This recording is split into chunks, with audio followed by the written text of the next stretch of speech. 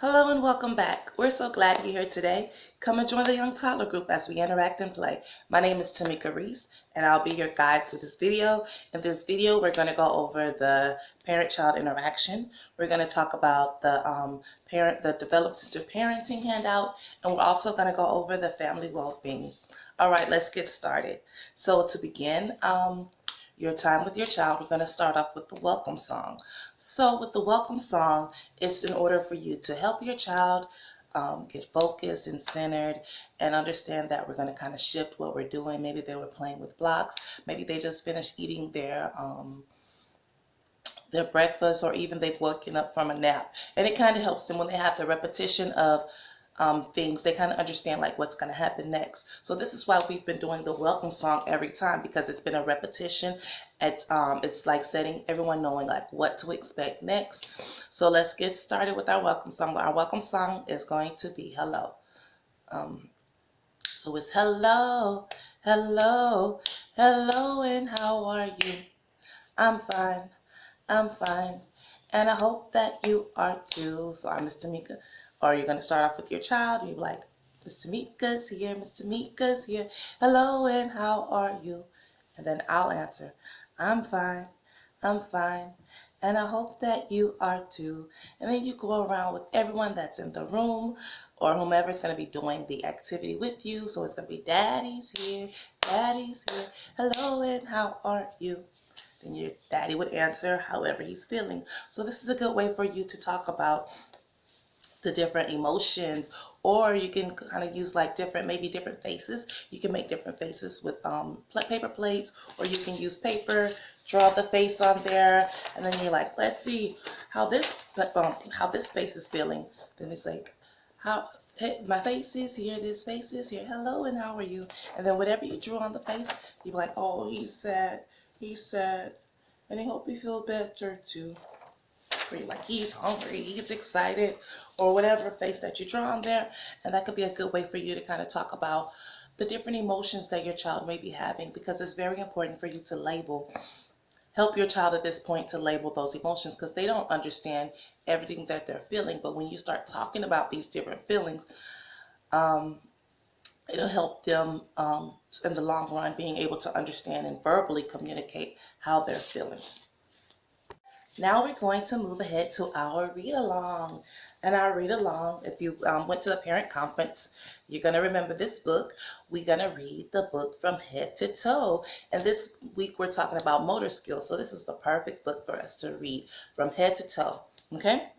So remember when we talked to our child about the books, we're going to start talking to them when we're reading about the parts of the book. So we have the front of the book, the spine of the book, and the back of the book. So now that we've been doing this week after week, see if your child can show you. Can you tell me, is this the front of the book or the back of the book? Things like that, giving them those two options, that'll help them make the choice of which side it is. And then if it's wrong, you're like, it's the front of the book, front. Can you say front? And that'll help you with building that vocabulary and having them repeat, because having them repeat those words back to you helps build their vocabulary. And it also ensures that they're actually understanding what you're saying, receiving it, and being able to respond it back to you. So the name of our book is From Head to Toe.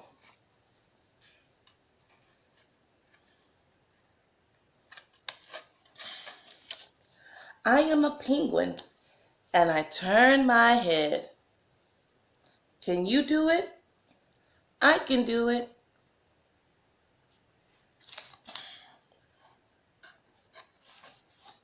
And then while we're reading this book, maybe you can, if you show your child this video, maybe you can have your child see if they can go along with the movements.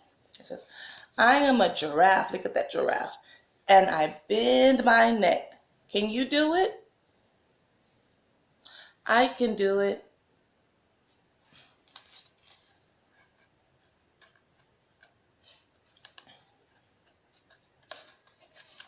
I am a buffalo and I raise my shoulders. Can you do it? I can do it.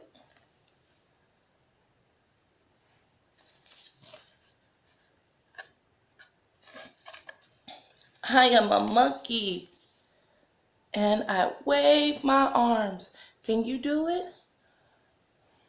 I can do it.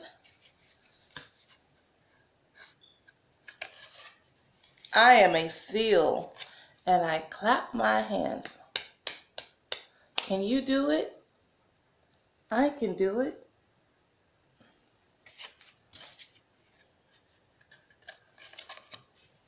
I am a gorilla, and I thump my chest. Can you do it? I can do it.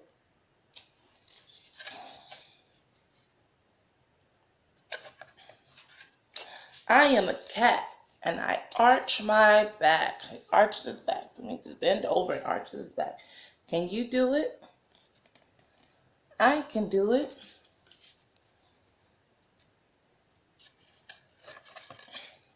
I am a crocodile, and I wiggle my hips.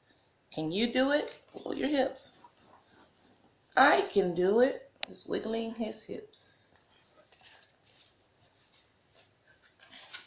I am a camel, and I bend my knee. Can you do it? Benson? I can do it.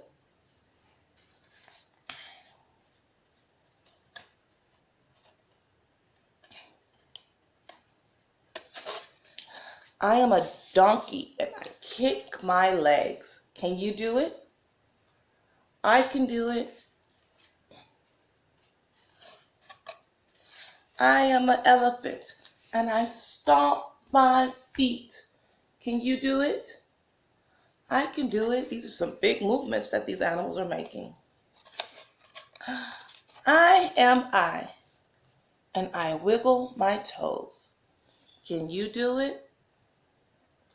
I can do it. The end. So as you can see in this book, it has a lot of big movements that you can make with your child and that can help them with their growth development skills. So now we're going to go on to our parent-child interaction. And then for this week, our interaction is entitled Outdoor Exploration. As you can see, we are outside in the nature. So in order for you to do this activity, you're going to just need your child, an outdoor area. Maybe you could use your backyard, the park, or maybe the outdoor area in front of your apartment. So to start this activity, basically you're going to have your child, ask your child where they want to go. So for this activity, just see what they want to go. If they want to go to the flowers, they want to see if they're going to smell the flowers, and notice where your child wants to play. Give your child some time in this space. Let your child smell the flowers, play in the dirt, touch the tree, pick up the leaves, crawl, walk, run in the grass. Just let them explore. Maybe they can touch the different things, the different surfaces, things like that. If other children are there, notice how your child interacts with them. Play alongside with your child until as your child is interested. So there's some things that I did to kind of help with your exploration. So maybe if you're like, hey, let's go explore outside. So what I did was I made a set of binoculars with some construction paper, or you can use toilet paper tubes, whichever one. So all I did was I just taped them together, and then I to make two different rolls, and then I taped them the two rolls together, so you could like, oh, look, what do we see? So you can use this in order to help your child explore. You can like, oh, I see a tree. What's inside that tree? Let's see what we can see in the tree. So you can look up at the tree and see what's up there. Do we see any birds? Do we see any anything flying? Things like that. Well, then there's another thing you can use. Remember the cube that we had at the parent conference? This would be a good way for you to use to help build those motor skills. So for this week, we're talking about motor skills. So this is a good activity for you to take outside, and it also goes along with the book. So in order for you to use this, everyone received the information in their for the parent conference. So basically, you're going to cut out the paper, the white paper that has the lines to make the cube, and then you're going to fold it at each line and then tape down each tab. And then on the other page we had pictures from the book. So remember, the book we said we're going to wiggle our hips. So this is a picture of someone wiggling their hips, and then we have someone that thumped their chest. So their chest, they thumped their chest. So you're going to take this cube, you're going to throw it up outside and catch it, And whatever lands on top, this is what you and your child are going to do. So this landed on stomp your feet. So then you go together, you're going to just stomp your feet. So that's just the basis of doing the activity. So you can just throw it up again. Then you're going to, what do we have? Wiggle my hips. So you're going to wiggle your hips. And this will help with that gross motor skills. So what's in it for us? Outdoor exploration explains to your child the use of large motor skills to sit up, walk, run, climb, kick, and swing. Routines teaches your child about going outside as a part of their day. So this should be something that you can do routinely every day. Go outside for a little bit. Maybe you could do it before they eat their lunch, or maybe once they wake up from their nap, they know they're going to go outside and play a little bit. Maybe before you go pick up their siblings. So with older children encounter other children outdoors, they may first watch to see what about that other child, and then they might, as they get more comfortable, they might begin to interact and explore more with other children. So a safety tip for this activity: scan the outdoor area for safety each time you visit it. Things can change overnight. An animal might left like some waste, or maybe a tree from a storm or something might have fell. So make sure that you check for things that are might be a danger to your child, maybe some broken glass or things like that. So when you're doing this, the parenting behavior that you're going to display is you're responding to your child's emotions and nonverbal cues by allowing them plenty time for them to explore on their own. So just when you're doing this, after you've done the activity, just notice think about what you noticed about your child and what you noticed about yourself as you were doing this activity, having this outdoor exploration. So I hope you have fun and happy exploring. Our Develop Center Parenting for today is entitled Exploration. So what is exploration? Your baby puts everything in their mouth. The toddler drops the cup off the tray or the high chair over and over again. Your preschooler is exploring new ways to climb the furniture. What is going on here? In each case, the child is exploring the world and the process of beginning and of learning how things work. So exploration is an essential part of how children learn to relate others, to relate to things around them. Starting even at birth, babies begin to develop the ability to draw conclusions, make predictions, look for explanations, and even conduct experiments to understand their surroundings.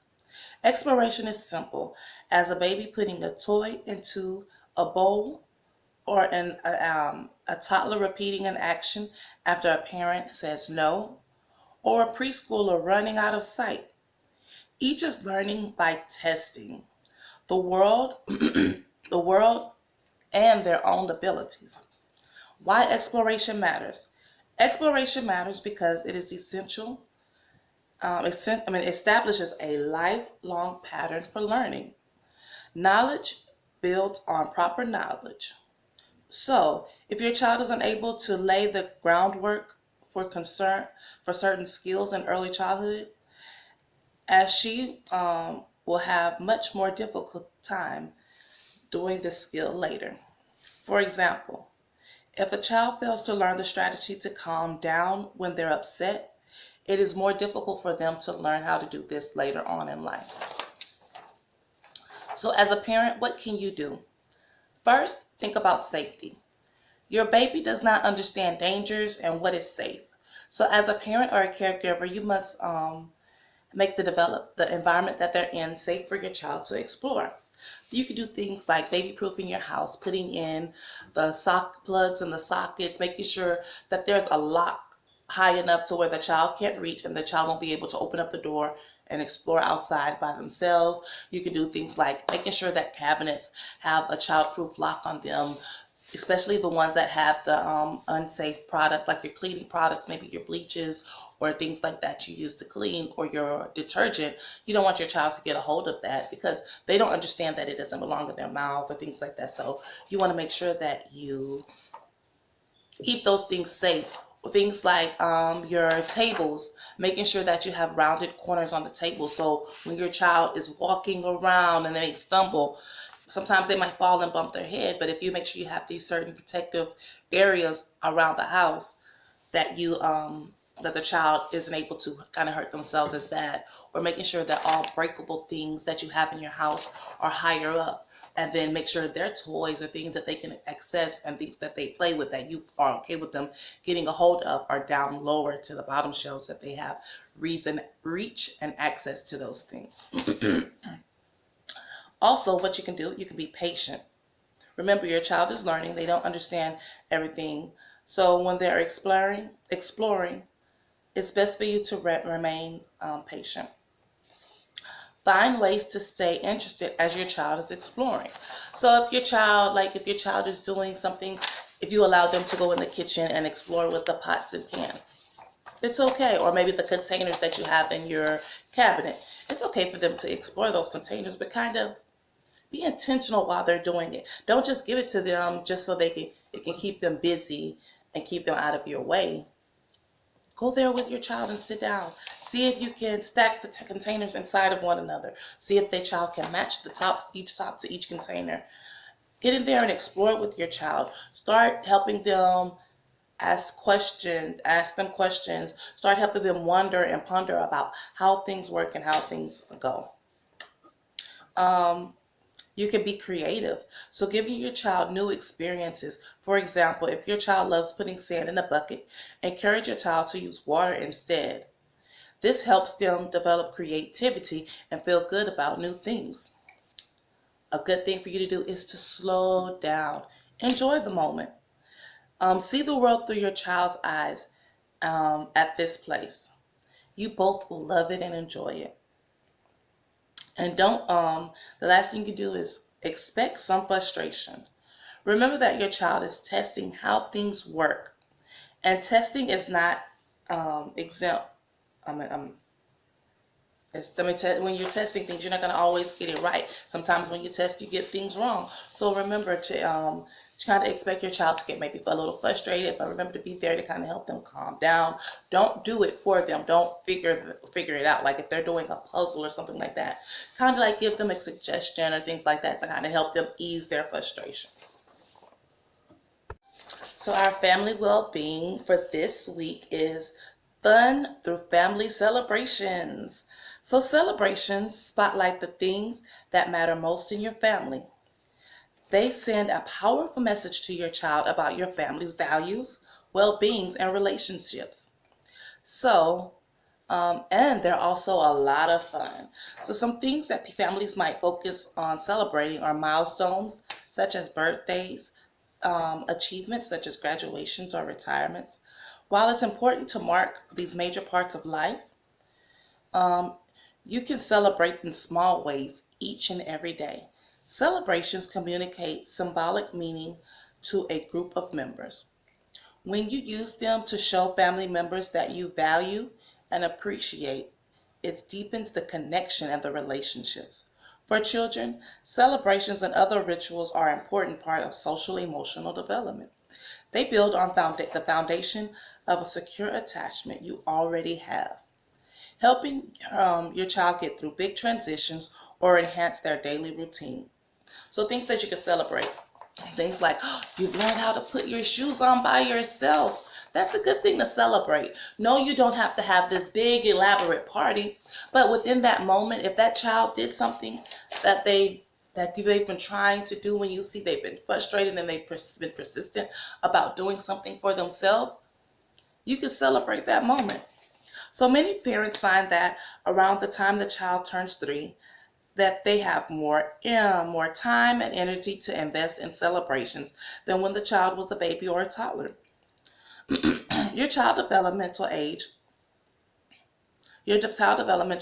at this age also makes it easier to include them in the preparation. So you can give your child a small job like setting the table, decorating, or helping stir while you cook. So your child enjoys spending time with you, whatever you're doing. At this age, your child is starting to remember family celebration through smells, photographs, memories. Together, you can look through photos of past celebrations and talk about what happened. So, like if you have pictures from their old birthday parties on your phone, this is a good time for you to go down memory lane and talk about, oh, look at you when you were a baby. This is when you were born, and we had this celebration, or this is you at your first birthday party. So things like that you can show and kind of let your child know that you're celebrating them and they're important, and it helps them understand that they're being a valuable part of the family. So these are some things you can talk about. Which celebration is your favorite? Or how could you change? You could think about these things. How can you change the ones that don't have meaning to you? So what are some things you can change in your family? Some things that you can change. Maybe celebrating. Maybe if you have your husband, maybe you could celebrate them one day. Like, you know what? We want to celebrate you for the great job that you do for this family. Or you could do something like, I just want to celebrate myself for all the things that we've been and how, or just celebrate the family as a whole.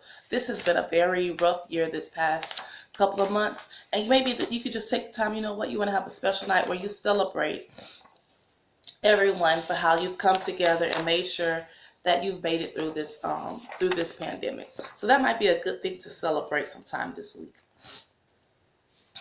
So that can be like, what's a new celebration which you would like to be a part of, that you'd like to see in your family's life. So this is just kind of talking about the importance of celebration and another way that you could teach your child different values that you have in your family. I just want to thank you for joining us on this video. It is truly a pleasure to do these videos weekly with you. I just want to let you know that we're going to be having our parent meeting next month. Don't forget about the transition socialization. At the end of this week on this Friday, we're going to have our actual socialization for everyone. The Children's Museum is going to be there. Get with your home visitor. There is a link that they want to send to you, the link of a video. It's in English and in Spanish. And if you're going to be able to go to that socialization, let your home visitor know, and they'll send you that link, and they have the materials for you.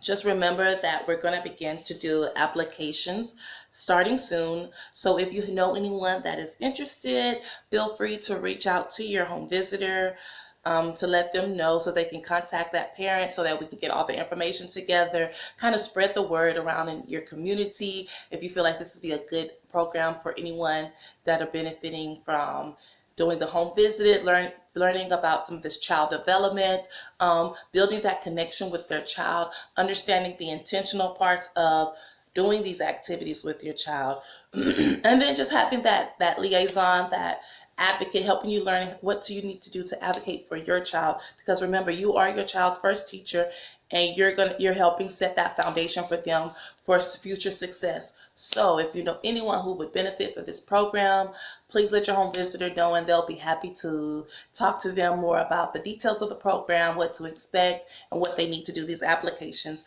So spread the word for us, and thank you, and have a wonderful week.